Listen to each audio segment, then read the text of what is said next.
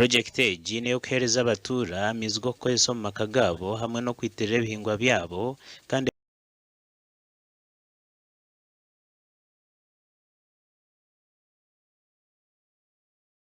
maziro miliyoni 8 nizo zihirwe byaro bina kuyamba abatura kutunga amizi hamwe na irrigation scheme irayamba abatura okutunga amizgo kwiterera ibihingwa byabo harimo kabeji hamwe na nyanya. Ikirungi kureba gavumenti itira amiza kutubiye twine ndabegariya amizi mabi tanziro projects nyingi mwe mwaratwingire nyanya mwatwingire kabeji nazo utamene tube twazinje twasharura mwe kujaga tuyambire mu miringo mingi mwe twafuna amizga irrigation tukorenda kunga ubunyanya buto mu rutoki konka hati entasiyo y'indebira watermelon n'ibitugizire mazima twacendekana fizi y'abana nare bitabo.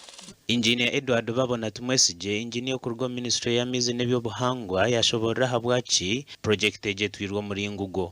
The intention or the purpose of the project is to increase to promote business in terms of agriculture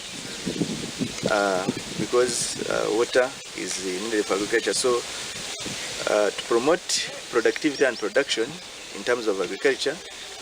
Farmers need water. Abebembezi bashaba batura okureba ngo project ejiti yashishwa. Project eje barakutugambara ngo ikwire miliyoni 8 kandi kugira twarebe bakozere tapusa 22 mizi kuzo mwishuniro ryango gutekeno ko amizi kuza akora irrigation ko twareba ariyo mahinganya no hinga kabeji. Amezi ngeja kuyama ngayamba no mwana no mwijukuru.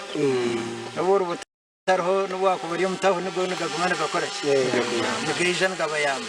Ebyaro ebaganyurwa mu ntebekaniseji harimo ngugo yo kubanza na ngugo ya kabiri rukuzi hamwe na Kikuto ebiri kushango mu ruka gwa ngugo muri Bugamba mu Rwampara district. Habwa TV Western Adolf Aireka.